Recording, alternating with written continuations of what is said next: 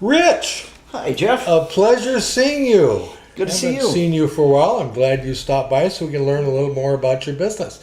Tell myself and the folks what you do and where it's located. Well, I own a company called Midwest Garage Doors here in Fairmont. We put in garage doors, overhead doors in all the residentials and commercial businesses. Awesome. And how long have you been in business? Probably about 14, 15 years now. Wow, that went by fast for me. Yep. It goes by fast. Yeah. Now, some of the audience might recognize you. I knew you before, I believe, as the Glass Man. Yep. That was one of the businesses I had a number of years ago. Are you from Fairmont? I've lived in Fairmont now right at 40 years. Wow. So, but your hometown is Blue Earth. Blue Earth. Originally So from Blue Earth. just down the road a piece. So Yep. that's very, very cool. So now, when you started this business, what was your goal or what was your thought pattern with that? Just something different. I saw a need for it here in town. There was only a small percentage of people doing it, so I thought I'd try it and see what happened. I guess I'm still at it. Awesome. And how big a territory do you cover? Well, that can be kind of interesting. For the residential stuff, we'll do everything, in about 60 miles. Okay. The commercial stuff, that gets a little different because, we've been as far as Brookings, South Dakota. Oh, really? And down into Iowa and over towards Rochester. I've been as far north as Mille Lacs Lake. Okay. So some of the commercial stuff gets to be pretty big projects, so they're worth going after. The doors that you do for residents and such. Tell us about a little bit of the different types of things that are involved with that. Well, in the residential end of it, we offer about probably a dozen different colors Okay. right from the factory. We also have what they call a color match program with Sherwin-Williams. So if you have a color that you really want and we don't offer it, then we just get a small sample. We send it to Sherwin-Williams and they will match it exactly to what you want. Say you have a special color on your house to match, we can match it directly. So any color that anybody wants, regardless, can it match? Well, that's Yep. pretty cool. Yep. That's awesome. It's getting to be kind of a big feature now because some of the houses, they want their certain colors, certain styles. They have their style that they're looking for. Yep.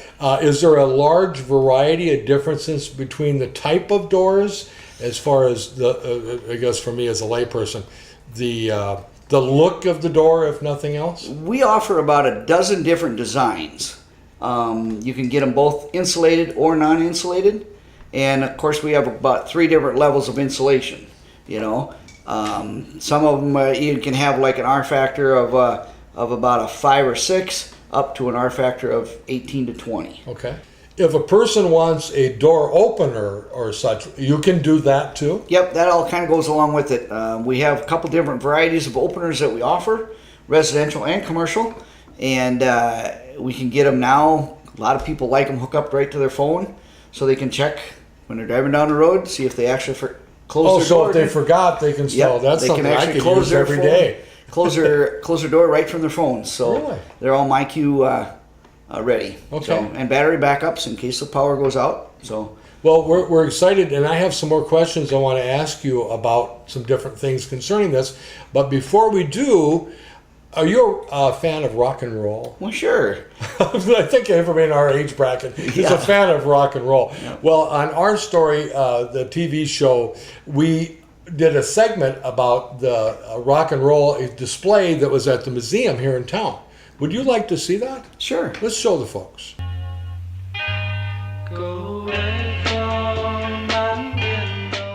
Hi, welcome to the Pioneer Museum, and this is our story from out of the past. Come on in, we're going to visit with someone who has some information about history that I think you'll be interested in. Welcome to the Pioneer Museum, and this is our story from out of the past. Today I'm going to visit with Dennis Tate. He is the individual that's been responsible for the Great Sounds of Interlaken display, which has attracted a lot of visitors and interest in the Pioneer Museum. Okay, part of the interest in this display that's been generated is the hippie van that's out in front of the museum, Dennis. What can you tell us about that? Well, it's a bit colorful. We thought that would be a nice addition to this exhibit. It's a nice draw, and we've had many people that have volunteered their time and their patience, and we have Rick DeBoer has done a lot of painting on it. Shellum Body Shop did some painting on it, body work. And Glen Reed Tire and Big Richards, they've all been real helpful in making that a success out there. So we want to thank them all. Now, correct me if I'm wrong, but don't you have kind of a background in music with some of these? Yeah, I played in a couple of the early 60s rock and roll bands. And that's kind of my interest in it right there. Okay. Well, let's take a moment and take a look at some of the groups that are displayed. Sure. Not every group displayed here, but most of them are have a local background or local connection in some respect. Can you point out a couple that are... Correct, Lenny. Almost all the bands here are from Fairmont or the Fairmont area. I'd like to mention the first one here is the Radiance. And they were, in fact, the very first rock and roll band in Fairmont that we're aware of. And we were very lucky to get this photo in this condition because it's been laying in somebody's file for 45 years. These guys were all from Fairmont except for one here that we're not aware of who he is. The other one is the Twilighters. They were a 60s band, what I call a Beatles band. Once the Beatles came to America, there was just a mushrooming of rock and roll bands. And this is one of the first ones. Are some of these people still around Fairmont? Oh, yeah, absolutely. A couple of them look familiar. Yeah. This look like Steve Faust. Sure, Steve Faust is there. And maybe Larry Totsky? Larry Totsky, you got it. Yeah, I think so. A couple of nice fellows. Yeah. And what about the one down here? Well, we kind of expanded this into more than just rock and roll. That was actually the first folk group in Fairmont, Minnesota, and that's the Warren Nelson and John Larson. Okay. Sure. And they both still are from Fairmont. Sure. And this group here would have been an offshoot of Warren Nelson? That's correct. That is a later version of, actually this came later. This was about 1967 that photo was taken. That was the Nellie Folk. Very good group, very popular. Okay. This isn't a local group, but it looks like they were at the Sirloin House. No, it sure isn't a local group. That's our former mayor, Lou Donnelly, and he was experimenting with offering entertainment at the Sirloin House, and he brought these guys in on a Monday night, and I think they were only there one time, but it was quite an event for Fairmont. They were nationally known. They were much like the Beatles were to the 60s generation. The Ink Spots was their name? And they were a nationally known group. I can imagine they drew a really large crowd when they were here. Very large. Okay. Well, let's move on to some of the other displays. Okay. Okay, this isn't, I guess, a group, but the youth center. Now, how does that tie in with these bands and things? Right, Lenny. This is the Fairmont Youth Center. This is really where rock and roll started in Fairmont, Minnesota. It was it spawned many rock and roll bands, at least a dozen from Fairmont alone. So some of these bands played at the youth center, actually? Oh, absolutely. I think all the early bands did.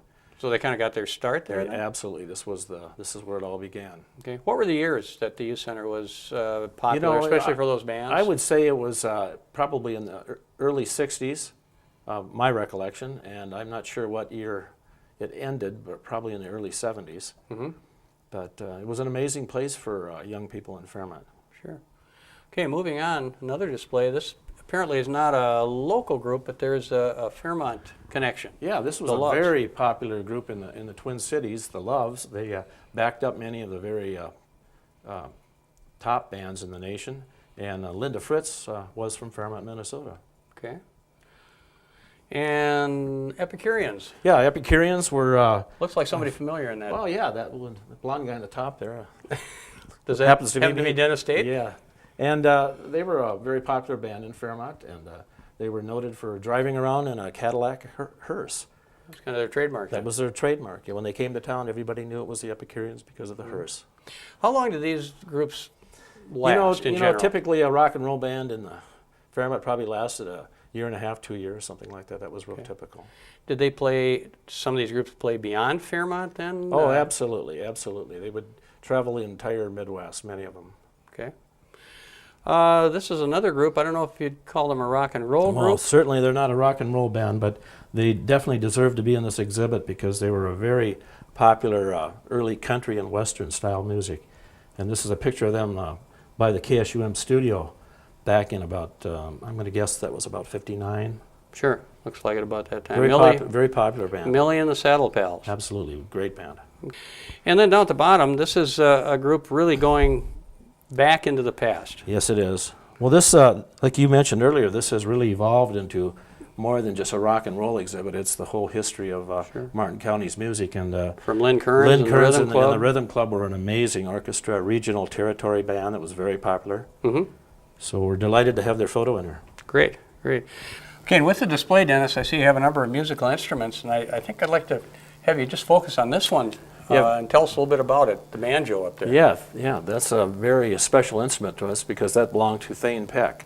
Thane Peck was a very popular musician in Fairmont for his entire life, and the family loaned this to us, and we're very happy to have it in here. And we're hoping to get more instruments in the future too. Sure, well, great. Well, Dennis, thank you very much for coming in for the interview, and especially for all the work you've done on this display. Dennis comes in, I think, about every week and adds things, changes things around. He's just done a terrific job with this display, and it's really created a great deal of interest here at the Pioneer Museum. Thank you very much. Thank you, Lenny, and thanks for having the display here. Okay. This is Lenny Tweeten for This Is Our Story from Out of the Past.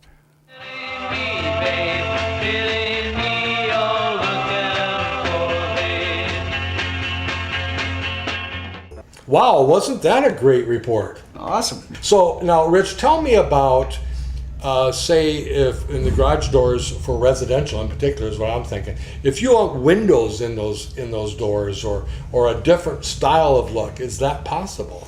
Yeah, we offer numerous different sets of windows, designs, shapes, and we also feature a complete glass door. The whole thing's glass? Yeah, it's aluminum framework and it's a glass door. It's something they just came out with about 2 years ago, and they're getting more and more popular all the time. So that I'd like to see. I bet that's interesting to see. they are. The first couple I put in were real interesting, but now they're getting to be more and more popular all the time. So Is it a whole other process of putting them in?